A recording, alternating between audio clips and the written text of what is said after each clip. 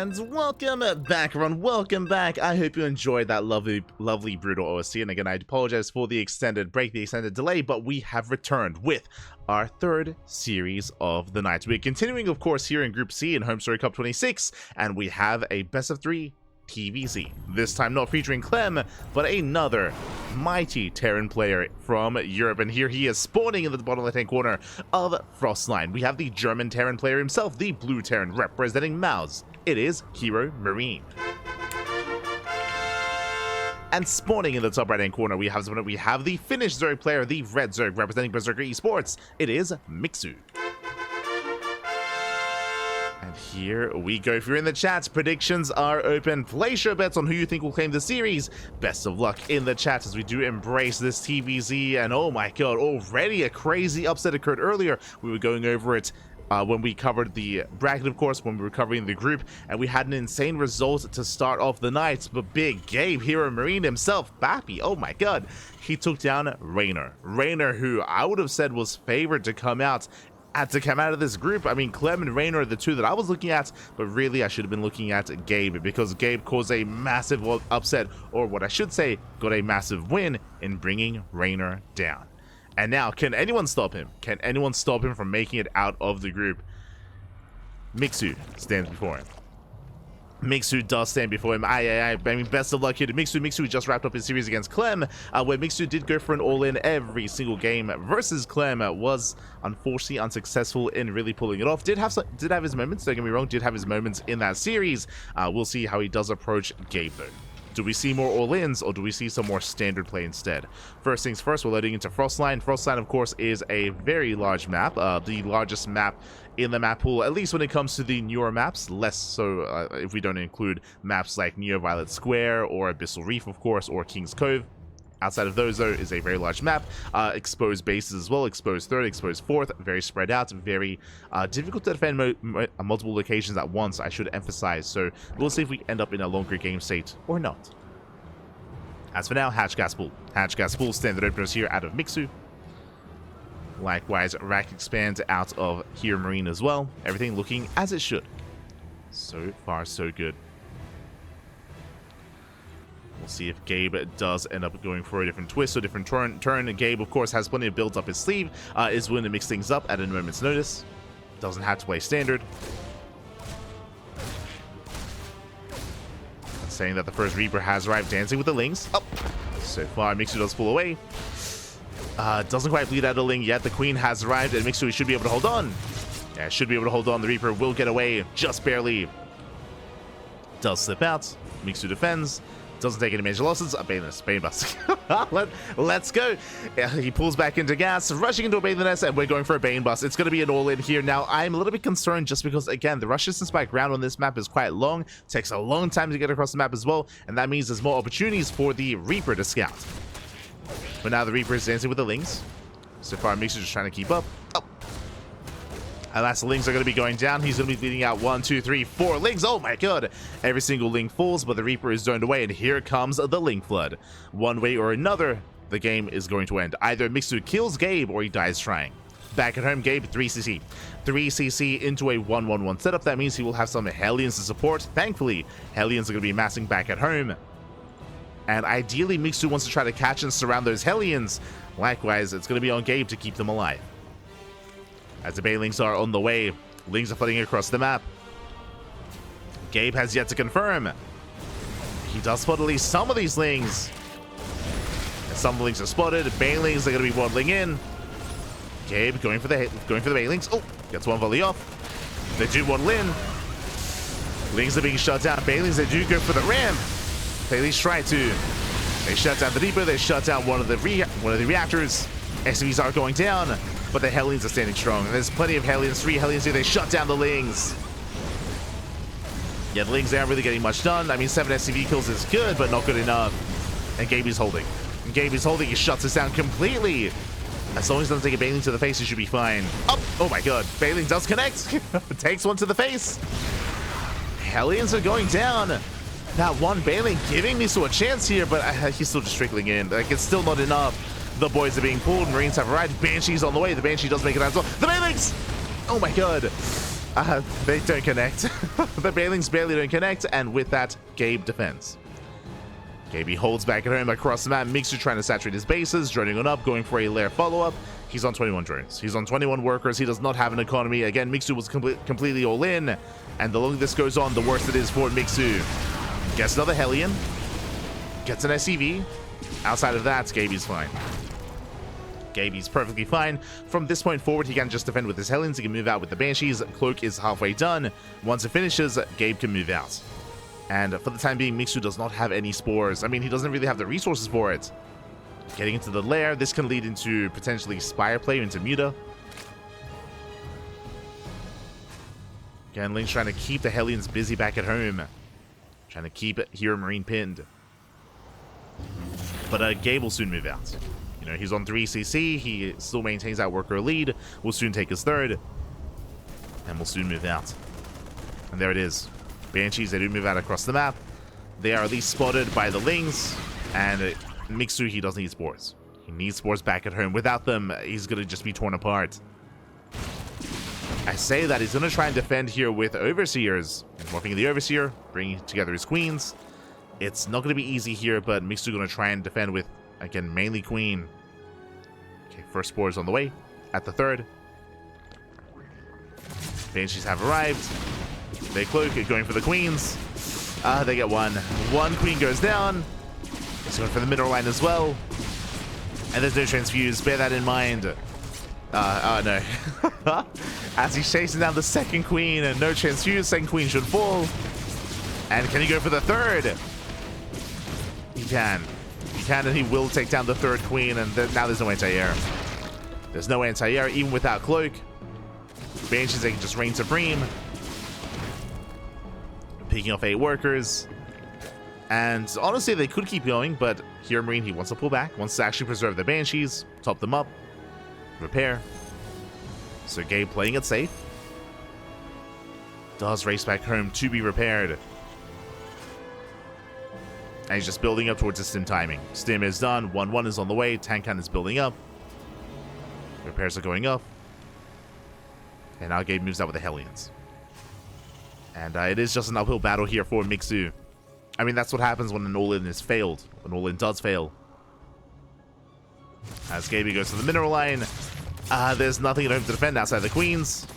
Nice Evo wall, though. Very nice. Oh, my God. Very nicely done. As Gaby's going to be cleaned up. Mixu turning water into wine. Let's go. Losing 1 drone in the defense. This could have been so much worse.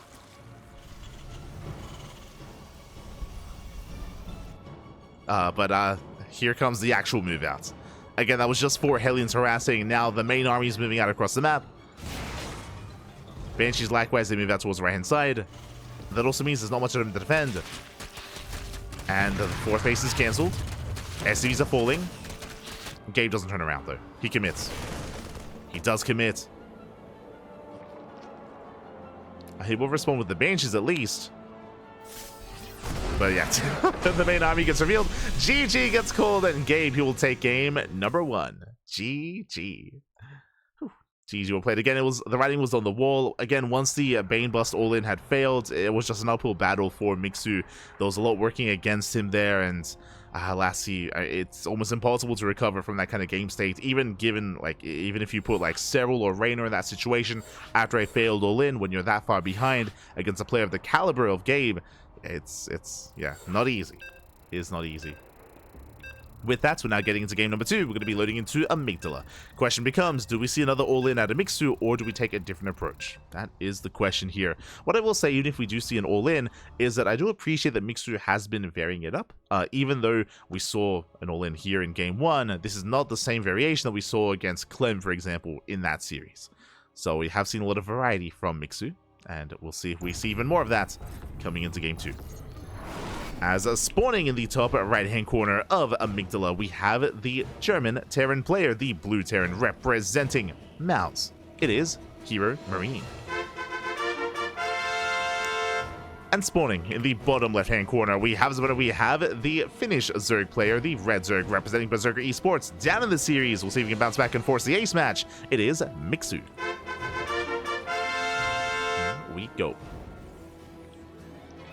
And again, if you haven't tuned into Mixu's matches before, he does often macro and play standard, don't get me wrong. That is actually typically how he does approach a lot of these matches. But, I mean, this is where you have to kind of put context into play here. Mixu, he's been up against Clem and Gabe, the best Terran players in Europe, so I don't blame him for going for a different approach, for maybe not having as much confidence in his macro. Despite that, I would like to see it though. You know, I'd like to see him try to take it to a more standard game state here against some of these other bigger Terran players. Again, it's possible that maybe confidence isn't necessarily there for Mixu, but I would still love to see it regardless. As a fan of Mixu, I'd like to see it. Would like to see it here. Here we go. As we are settling into Amygdala. Amygdala is another interesting map. Does feature these giant tumors that are slowly dying here in the center of the map. Third bases are quite exposed. Exposed third base, exposed fourth bases, exposed goal base as well once you do try to take it. And we'll see if Mixu does try to embrace something aggressive here as well. I would not be opposed to Roach play, for example. Not necessarily a Roach all-in, but a Roach-based opener into, you know, aggression in the mid-game. Would not be opposed to it. But now that we're settling in. Now that we are settling in. So far, Hash Gas full, standard opener out of Mixu. We'll keep an eye on the gases, of course, to see if he does stay in gas after link speed. Likewise, Gabe back at home going for his own Rax Expand. Standard opener out of Gabe. Nothing crazy, nothing wild. I mean, there's no need to. Just playing straight up. Reaper moves out across the map. Again, as we did mention, this is a feature that was not in the PTR. This was not in the PTR version of Amygdala, but we do have those slowly dying massive tumors here in the center. For those that are curious, they do actually bleed out by the time we hit the 8-minute mark. It's like at 7:56, 7:57 is when they do naturally expire. Of course, you can speed it up by just attacking it yourself. And that will open up the center of the map and will, I mean, allow this goal base to be that much more exposed. And reduce the rush distance by ground. So, honestly, a really nice feature. A feature that, from my recollection, I don't think we've actually had that in a ladder map before. You know, we've had a lot of map makers play around with some of these more unique features, like lava maps, or neutral add-ons, or neutral turrets, or side blockers, air blockers. You know, there's been a lot of features that have been messed around with it over the years in StarCraft. But again, like buildings that die over time. I don't think that's been in the ladder map pool before. Could be mistaken. Don't think we have seen that. We're going for an all-in. Sorry, I was a little bit distracted by the tangent. It's going to be an all-in. Mixu is rushing into all air, rushing into Overlord speed. What does this mean? This means, once again, we did see this again against Clem, if you remember. It's going to be a Link Queen German taxi. It's going to be a Drop-a-Lord all-in from Mixu. Let's go. I mean, again, we're in Krefeld. We're in Germany. It makes sense. Makes sense. Getting that taxi ready. You can see the Drop-a-Lord being set up here towards the north. Likewise, Queens are getting ready here back at home. Overlords are morphing in. And Gabe, for the time being, I believe, is in the dark. He hasn't seen too much. He's looking for the third. Looking for the third expansion. Dips in. Gets eyes on the Queens. And barely does not spot the Drop-a-Lord. Mixu intentionally pulling it back. Intentionally does hide it. He saw. I do think he saw the second Drop-a-Lord, though. Back at home, Vikings are on the way. Second Viking as well. Bunker. This screams that he knows. Gabe, he is aware. With that second Viking especially. Hellions, they race back home. Drop-a-Lord into the main. Gabe, he doesn't see this. Does not spot the Lings. He's getting ready for the frontal assault. The Queens! No! The Queens! Oh my god. They do get chopped off. Drop-a-Lord goes down. Bunker gets done. Lings, they do come in from behind. They get cleaned up. Oh my god, they melt so quick. Jesus. They got 3 SCVs, but not much more than that. Yeah, Lings, they just get annihilated, drop into the main. But HeRoMaRinE, he can respond. He does rotate, he's in position. Shuts down the Lings. And now there's only Queens. And now there's only Queens remaining. Reinforcements are on the way. Tanks are sieging up, Drop-a-Lord goes down, massive pickup. And Gabe is holding. Yeah, the boys are being pulled. Gabe, he's gonna shut this down completely. And with that, GG gets called. Gabe, he will take the series 2-0. GG. GG, well played. Gabe, he, I believe, did see the second Dropper Lord with his Hellions, and as soon as he saw that, Bunker began, second Viking began as well. He raced back home, and he was ready there for the defense. He did not see the initial drop into the main, so Lings were able to successfully unload, but really quick reaction out of Gabe. He pulled the SCVs down to the low ground, and he just shut the Lings down. The Lings, they chased the SCVs into tank fire, into Marines, and again, he just had a very secure position at that natural with that. GG. GG, well played. Very clean defense there out of Gabe. Very different defense from what we saw with Clem, because if you remember, Clem didn't see it coming ahead of time. He had a more kind of a reactionary kind of defense, like last second defense. Here, Gabe, he was more methodical. He had more of a heads up, and did look quite strong there in his defense as a result. GG. GG, well played with that. Gabe, he will claim the series, and my condolences here to Mixu. He will be knocked out of, or he will take a loss here in this 2-0, and I'm curious what these standings are looking like here. Very curious as we get ready and we switch our scenes over here to the bracket. Yeah, this is what I assumed was the case, but we have confirmation. We do have confirmation in regards to how the group is shaping up. Exclamation mark B in the chat if you guys want to have a look at the back yourselves.